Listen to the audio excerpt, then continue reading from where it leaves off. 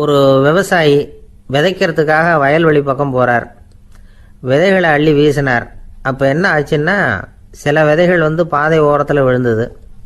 சில விதைகள் முள் செடிகள் மண்டி இருந்த புதருக்கு இடையில் விழுந்தது. சில விதைகள் நல்ல நிலத்தில் விழுந்தது. பாதை ஓரத்தில் விழுந்த விதை என்ன ஆச்சுன்னா, அதெல்லாம் பறவைகள் கண்ணில் போட்டுவிட்டுது. உடனே உட்காந்து கொத்தி தின்னுட்டு போட்டுது.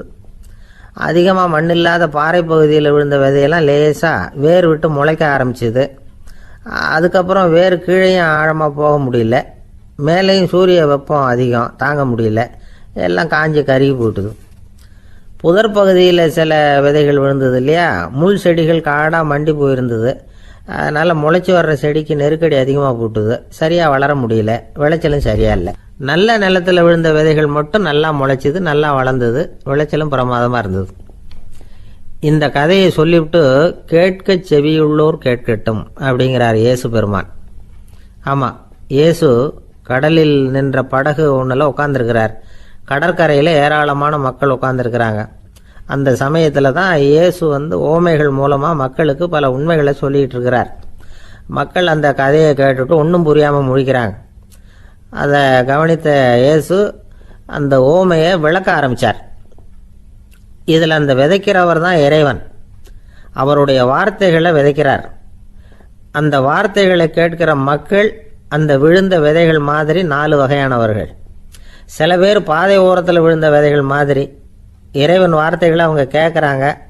ஆனால் தீய எண்ணங்கள் செய்கைகள் மூலமாக விதைக்கப்பட்ட வார்த்தைகள் அழிஞ்சு போடுது. இறைவன் வார்த்தைகளை கேட்ட உடனே மகிழ்ந்து போய் உடனே சில பேர் அதை ஏற்றுக்கிறாங்க. இவங்கெல்லாம் அந்த பாறை பகுதியில் விழுந்த விதைகள் மாதிரி. அதனால் இவங்கெல்லாம் வேறு இல்லாதவங்க.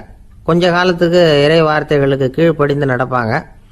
அதனால் ஏதாவது இடைஞ்சல் ஏற்பட்டால் உடனே தடுமாறுவாங்க. தங்கள்கிட்ட இருக்கிற நல்ல பண்புகளை விட்டுட்டு பாவ வழிகளுக்கு போயிடுவாங்க. முள் செடிகளுக்கு இடையில் விழுந்த விதைகள் மாதிரி உள்ளவங்க யாருன்னா, இவங்களுக்கு உலக கவலை உண்டு, செல்வத்தின் மீது மயக்கம் உடையவர்கள்.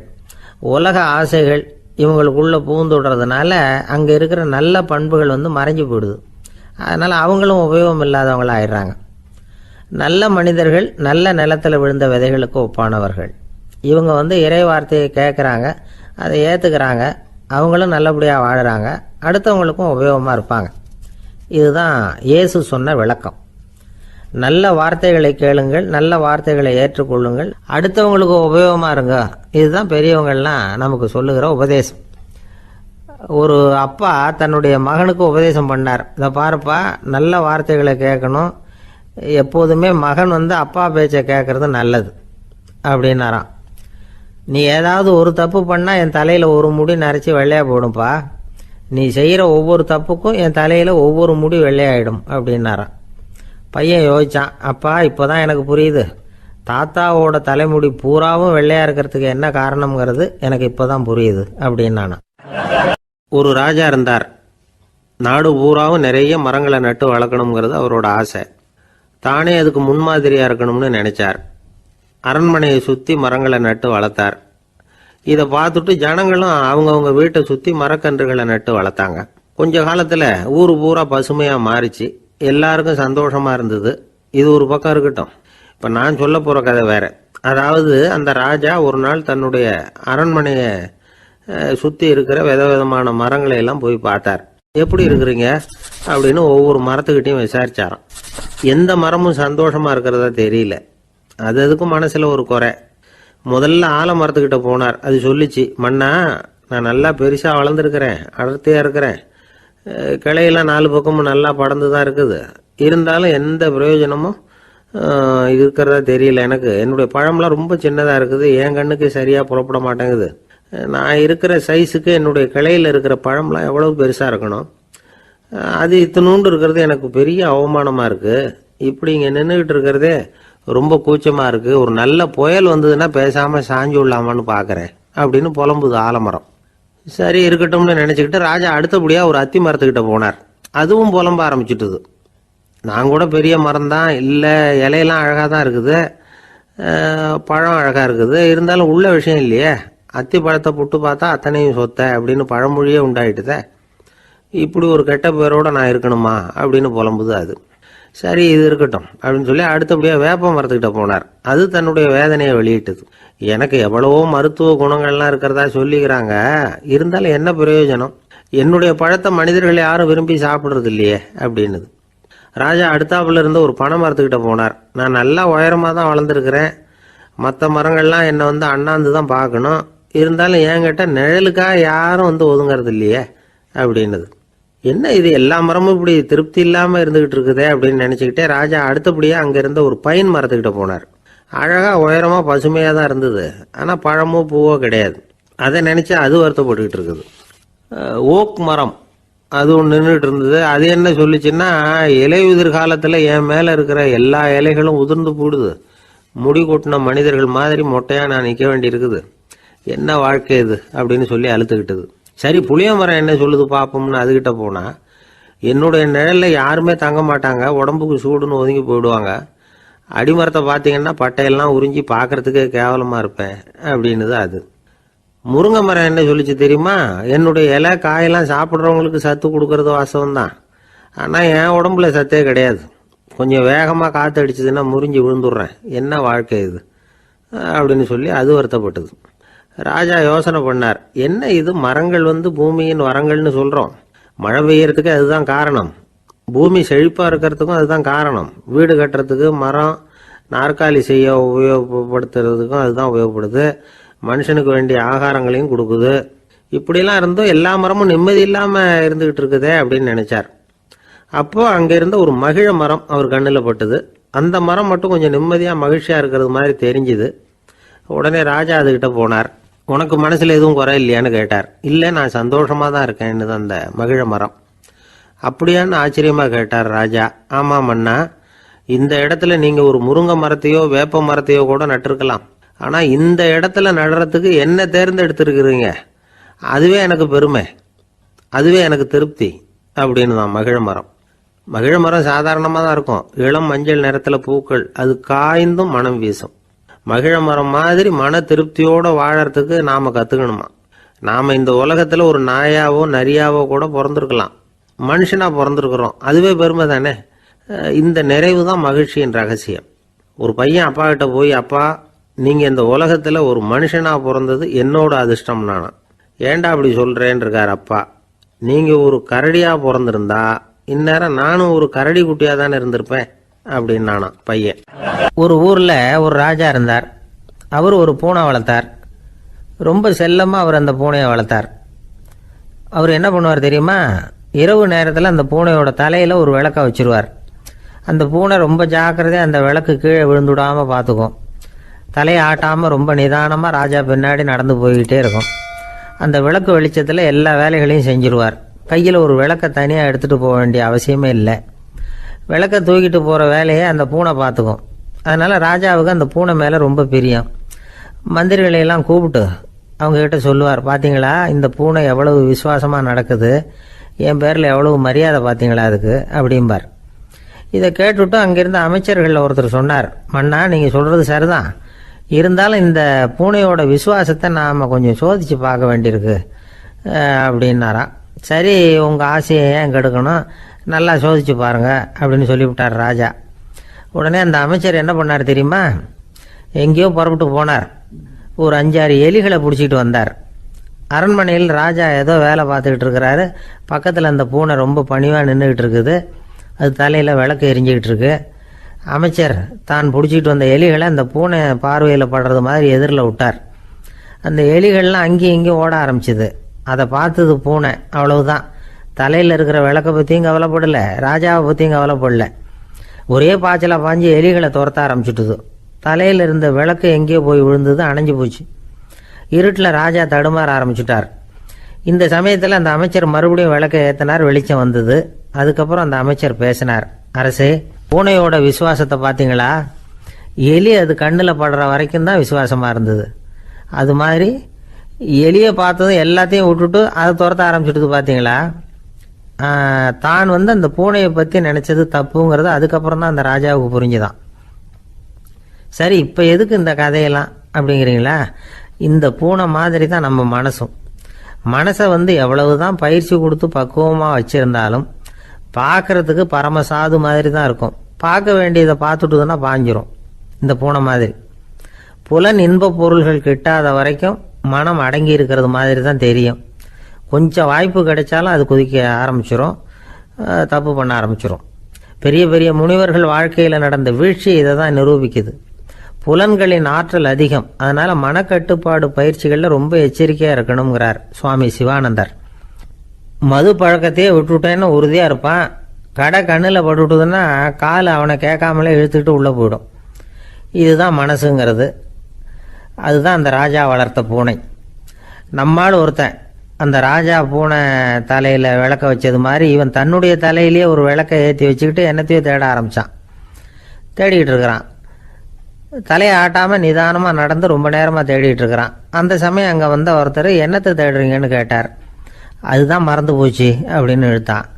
சரி, கொஞ்சம் இப்படி உட்காருங்க, ஞாபகம் வந்ததும் தேட ஆரம்பிக்கலாம் அப்படின்னார் அவர். இவன் கொஞ்ச நேரம் உட்காந்து யோசித்தான். அப்புறம் திடீர்னு எழுந்திரிச்சான். ஞாபகம் வந்துட்டுதுன்னா. என்னன்னு கேட்டார்.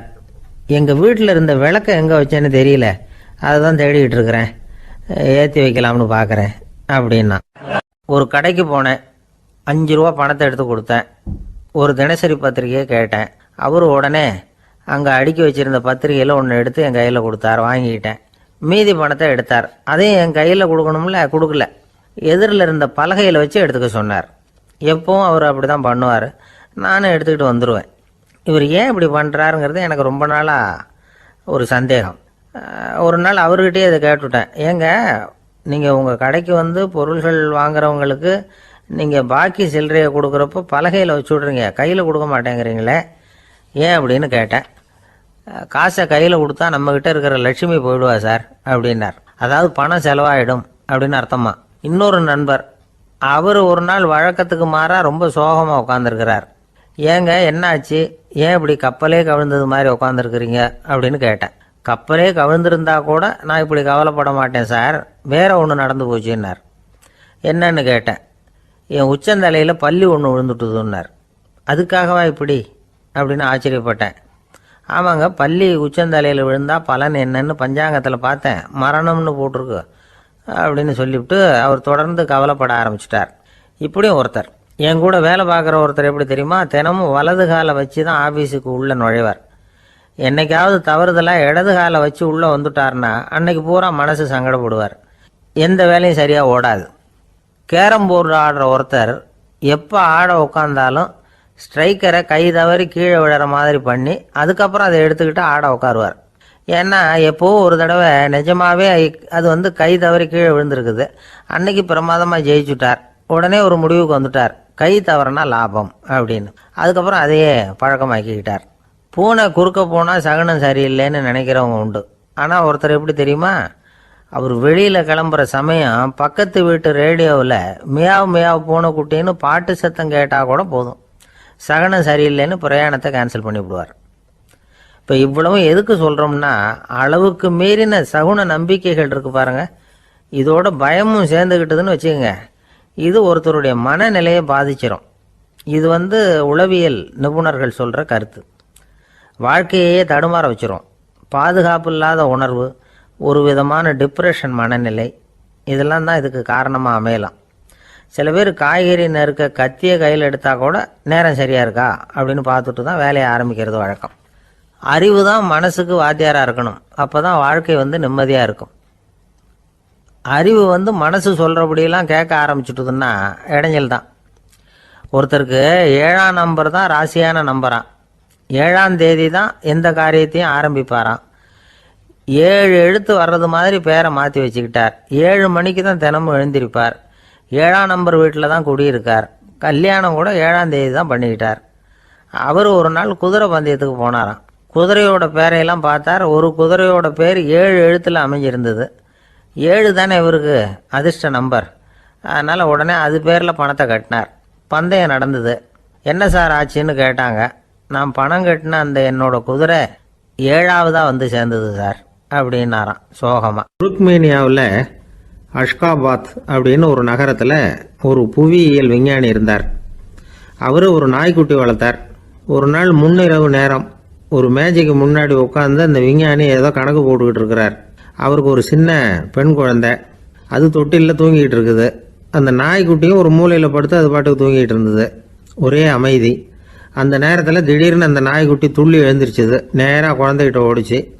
அந்த குழந்தைய அது போட்டிருந்த ட்ரெஸ்ஸோடு சேர்த்து கவ்வி தூக்குச்சு. தூக்கிக்கிட்டு வாசல் பக்கம் ஓடிச்சு. நாய்க்குட்டி குழந்தைய கவ்வி தூக்க முடியுமாங்கிற சந்தேகம் உங்களுக்கு இல்லையா? நீங்கள் நம்ம ஊர் நாய்க்குட்டியவே பார்த்து பழக்கப்பட்டிருக்கீங்க. அதனால் நம்புறதுக்கு சிரமமாக இருக்கும். அந்த ஊர்ல எல்லாம் அது ரொம்ப ஸ்ட்ராங்காக இருக்கும். ஒரு ஏதோ கண்ணுக்குட்டி மாதிரி இருக்கும். விஞ்ஞானி அதை பார்த்துட்டார். உடனே அந்த நாய்க்கு வெறி பிடிச்சிட்டுதுன்னு முடிவு பண்ணிட்டு தன்னோட கை துப்பாக்கியை எடுத்துக்கிட்டு ஓடி வந்தார். அவர் வெளியில் நாய்க்குட்டி எங்கே அப்படின்னு பார்த்து தேடுறார். அந்த நேரத்தில் அந்த வீடு இடிஞ்சு விழுது. காரணம் பூமி அதிர்ச்சி. இப்படி பூமி அதிர்ச்சி உண்டாக போகுதுங்கிறது அந்த நாய்க்குட்டிக்கு முன்னாடியே தெரிஞ்சு போச்சு. அதுதான் குழந்தைய தூக்கிட்டு வெளியில் ஓடி வந்திருக்குது. அது மூலமாக அந்த குடும்பத்தையே காப்பாற்றி இருக்குது அந்த நாய்க்குட்டி. இந்த சம்பவம் நடக்கிறதுக்கு 3 நாளைக்கு முன்னாடியே சில பிராணிகளுக்கு இப்படி நடக்க போகுதுங்கிறது தெரிஞ்சிருக்குதான். ஆமாம், அந்த நகரத்தில் 3 நாளைக்கு முன்னாடியே பாம்பு, பல்லி இதெல்லாம் அது தங்கியிருந்த வலையை விட்டு வெளியில் ஓடி வந்துட்டுது. அதே மாதிரி அங்கிருந்த புறாவெல்லாம் பறந்து போயிடுச்சான். இதே மாதிரி யுகோஸ்லோவியாவில் கூட ஒரு நகரம். அங்கே ஒரு நாள் ராத்திரி ஒரு மிருக காட்சி சாலையில் திடீர்னு ஒரு பெரிய கலவரம், கூச்சல், குழப்பம். அங்கே இருந்த கழுதை, புலி, யானை, பறவை எல்லாம் கண்ணாபின்னான்னு கத்த ஆரம்பிச்சுட்டுது. நீர் யானை அதுக்குன்னு போட்டிருந்த தடுப்பையே தாண்டி குதிச்சு வெளியில் வந்துட்டு தான். மறுநாள் தான் எல்லாருக்கும் விஷயம் புரிஞ்சுது. அடுத்த நாள் காலையில் அங்கே பூமி அதிர்ச்சி உண்டாயிட்டுது. இப்போ பாருங்க, அதாவது மனுஷனை போய் தீர்க்க தரிசி அது இதுன்னு சொல்லிட்டு இருக்கிறோம். இவனை விட அது பரவாயில்லைன்னு தோணுது. அதாவது மிருகங்கள் ஒன்று நடக்க போகுதுங்கிறத முன்னாடியே புரிஞ்சுக்குதே. சரி, இதெல்லாம் எப்படி அது முன்கூட்டி புரிஞ்சுக்குது? அதுதான் படைப்பு ரகசியம். அதை கண்டுபிடிக்கிறதுக்கு தான் மனுஷன் ஆராய்ச்சி பண்ணிட்டு இருக்கிறான். விஞ்ஞானிகளோட ஆராய்ச்சியெல்லாம் ஒரு பக்கம் இருக்கட்டும், வீட்டுக்குள்ளேயே சில ஆராய்ச்சி பண்ணி பாருங்களேன். இப்போ சில யோசனை சொல்லி அதை சோதனை பண்ணி பாருங்க அப்படின்னு ஒருத்தர் சொன்னாராம். அதாவது இப்போ மழை வருமா வராதா அப்படின்னு தெரிஞ்சுக்கணுமா, உடனே ஒரு பூனைக்குட்டி பின்னாடியே மெதுவாக போய் அது என்ன செய்யுதுன்னு கவனித்து பார்க்கணும். பூனைக்குட்டி தன்னோட பாதத்தினால சுகத்தில் அப்படி கீறிக்கிட்டு இருக்கும். அப்படி கீறினா கண்டிப்பாக மழை வரும். சில சமயம் பூனைக்குட்டி அப்படி மல்லாந்து படுத்துக்கிட்டு பாதத்தை உயர தூக்கும், அப்படியும் புரளும். இப்படி செஞ்சதுன்னா அன்னைக்கும் மழை இருக்காது. அதனால முன்னாடி இருந்தது மழை வர்றதுக்கு அறிகுறி, இது மழை இல்லைங்கிறதுக்கு அறிகுறி. பறவைகள், பிராணிகள் இதுகளோட நடவடிக்கைகளை பார்த்துட்டு அதையெல்லாம் அடிப்படையாக வச்சு தான் காலநிலையை கண்டுபிடிக்கிற கருவிகளை கண்டுபிடிச்சிருக்கிறாங்க. வாத்து இருக்குல்ல, சில சமயம் தன்னோட அழகை தன்னோட இறகுகளில் அப்படியே புதைச்சிக்கும். அப்படி செஞ்சால் குளிர்காலம் வரப்போகுதுன்னு அர்த்தம். பருவநிலை குளிராக மாறப்போகுதுங்கிறதுக்கு இதுதான் அறிகுறி. சிட்டுக்குருவி இருக்குதுல்ல, அதெல்லாம் புழுதியில் உழுந்து புரளும். சிறகுகளை படபடன்னு அடிச்சுக்கும். அப்படி செஞ்சால் மழை வரப்போகுதுன்னு அர்த்தம். ஒன்று மட்டும் நாம் நல்லா தெரிஞ்சுக்கணும்.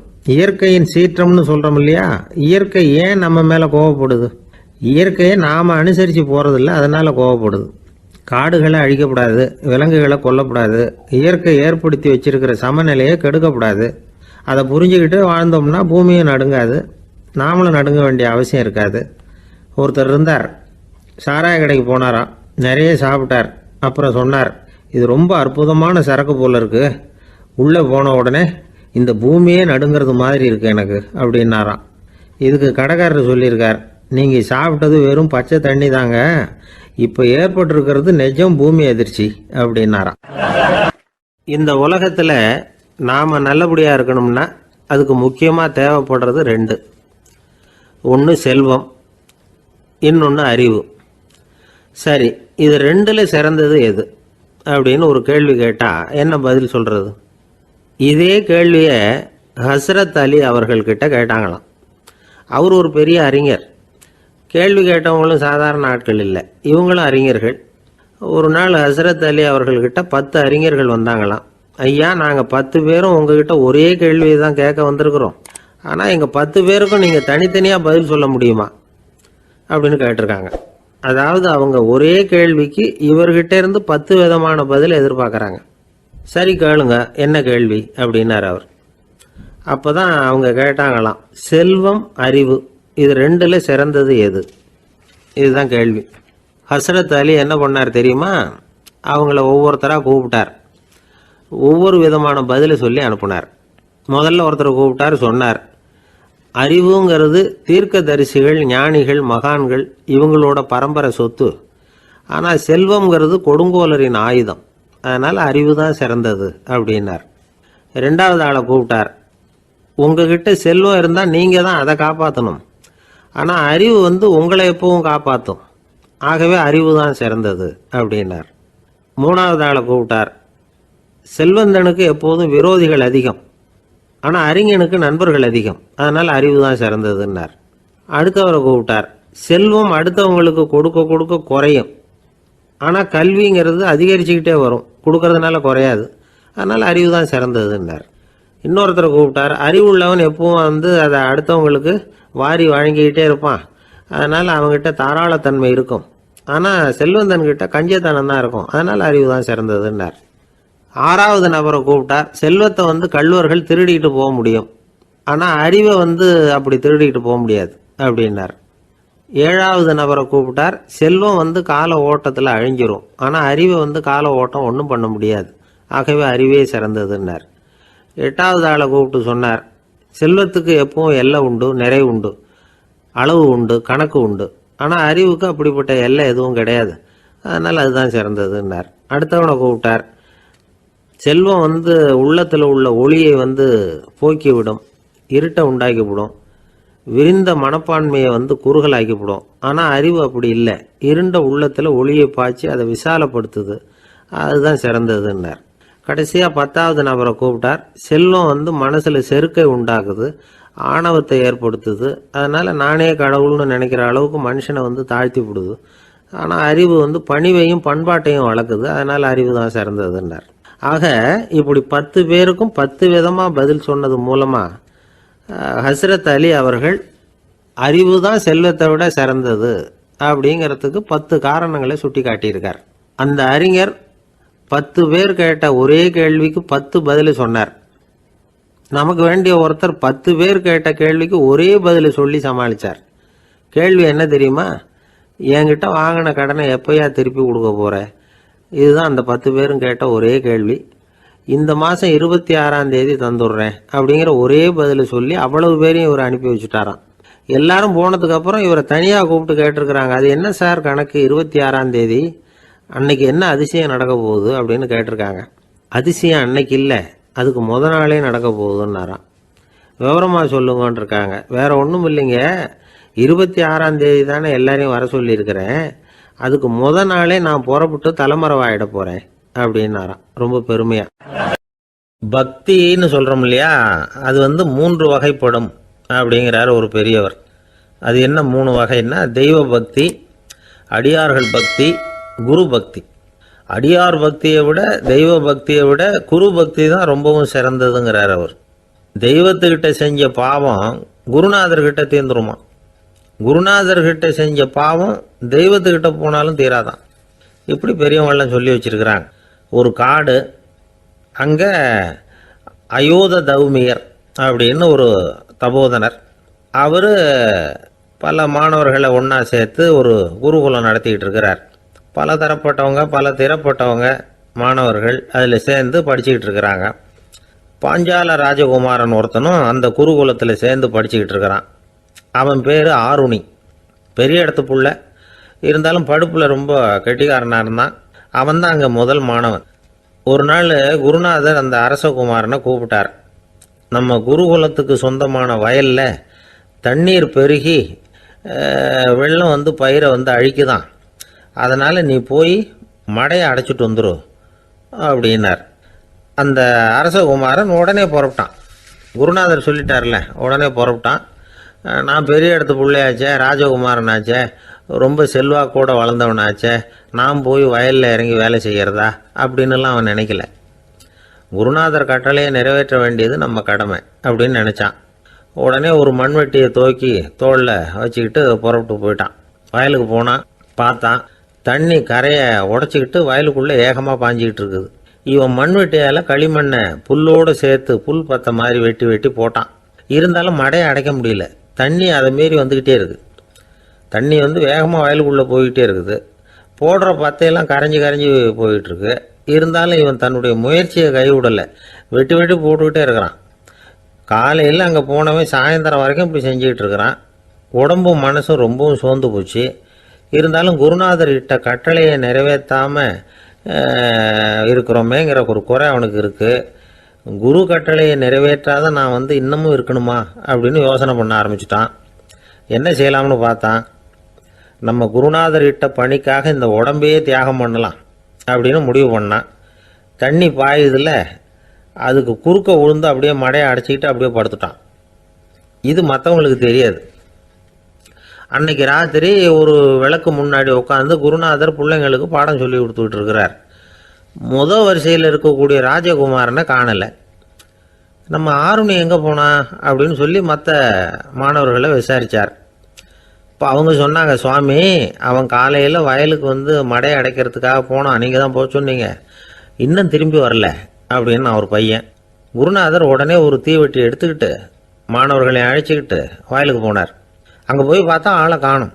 ஆருணி ஆருணின்னு சொல்லி சத்தம் போட்டு கூப்பிட்டு பார்க்குறார். நான் இங்கே இருக்கேன் குருநாதா அப்படின்னு காலுக்கு அடியிலேருந்து ஒரு சத்தம் வருது. குனிஞ்சு பார்த்தா அவன் மடையில் படுத்துருக்கிறான். என்னப்பா இதுன்னார்.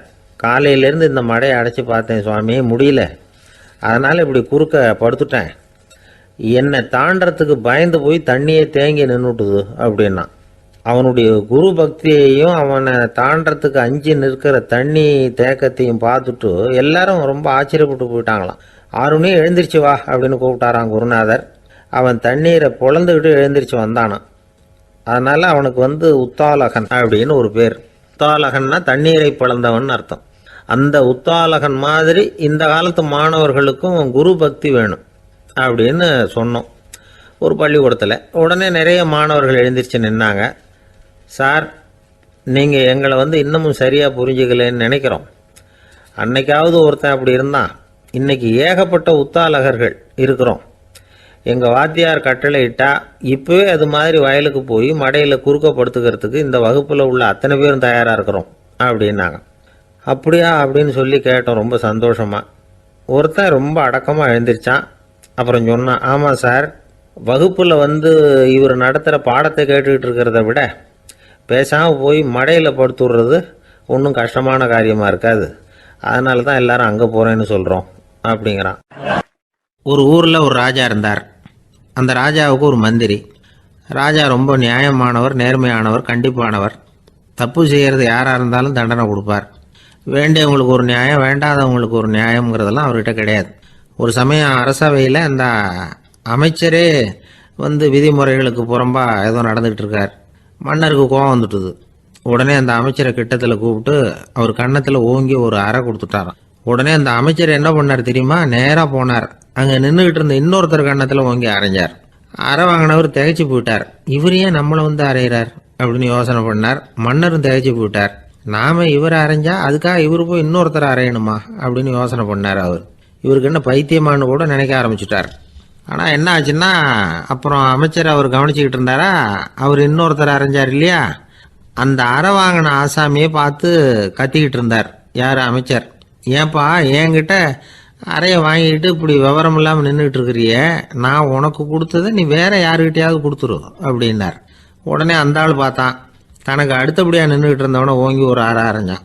அவன் கண்ணத்தை தடவிட்டே யோசனை பண்ணான். இது ஏதோ புரிஞ்சுக்கிட்ட மாதிரி அடுத்தாப்புல நின்றுக்கிட்டு இருந்தவனை அரைஞ்சான். இப்படி இந்த அறை மாறி மாறி போய்கிட்டே இருக்குது. ஊரு பூரா பிரயாணம் பண்ண ஆரம்பிச்சுட்டுது. அன்னைக்கு ராத்திரி அந்த ராஜா படுக்கிறதுக்காக போனார். அந்த நேரம் பார்த்து அவர் கன்னத்தில் பலார்னு ஒரு அறை விழுந்தது. நம்மளே அரையிறது யாரு அப்படின்னு அதிர்ச்சியோட மன்னர் திரும்பி பார்க்குறாரு. அரைஞ்சது அவரோட மனைவி. என்னாச்சு உனக்குன்னு கத்துனார் ராஜா. உங்களுக்கு தெரியாதா, ஊர் பூரா ஒருத்தர் மாற்றி ஒருத்தர் மூலமாக இந்த அறை பிரயாணம் பண்ணிட்டு வருது அப்படின்னாங்க அந்த அம்மா. அப்படின்னா ஆரம்பித்த இடத்துக்கே வந்துட்டுதா அப்படின்னாராம் மன்னர். என்ன சொல்கிறீங்கன்னு கேட்டிருக்காங்க. இவர் விவரத்தை சொன்னாராம். அப்படின்னா நீங்கள் ஆரம்பித்து வச்ச இந்த விளையாட்டை நான் முடிச்சு வச்சுட்டேன் அப்படின்னாங்களாம் அந்த அம்மா. மறுநாள் காலை மறுபடியும் அரசவை கூடிச்சு அந்த அமைச்சர் மன்னரை பார்த்து கேட்டார், என்ன மகாராஜா, என்கிட்ட கொடுத்ததை திருப்பி வாங்கிட்டீங்களா அப்படின்னாராம். இப்படி நடக்கும்னு நான் எதிர்பார்க்கவே இல்லைன்னார் மன்னர். ஆனால் நான் எதிர்பார்த்தேன். அது எங்கே போயிட போகுது, ஊர் பூரா சுற்றி கடைசியில் உங்ககிட்ட தான் சேரும் அப்படிங்கிறது எனக்கு தெரியும் அப்படின்னார் அமைச்சர். இந்த கதை வேடிக்கையாக இருந்தால் கூட இதில் உள்ள கருத்து முக்கியமானது. இந்த உலகத்தில் பல கருத்துக்கள் இப்படி தான் மாறி மாறி சுற்றி வந்துக்கிட்டே இருக்குது. நம்மளும் ஒருத்தன் தன்னுடைய நண்பன் ஒருத்தனை கடத்தெருவில் பார்த்தான். உடனே ஓடி போய் பலார்னு ஒரு அறை கொடுத்தானா. அவன் கண்ணத்தை தடவிட்டு ஏன்டா என்ன அரைஞ்சேன்னு கேட்டிருக்கான்.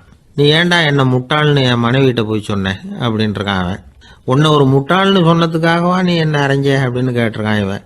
டேய், நான் அதுக்காக அறையலப்பா, அது ஒரு பெரிய ரகசியம் நான் முட்டாளுங்கிறது. அந்த ரகசியத்தை நீ ஏன் எங்கள் வீட்டில் போய் சொன்னேன், அதுக்காக தான் அரைஞ்சேன் அப்படின்னு நானும் அவன்.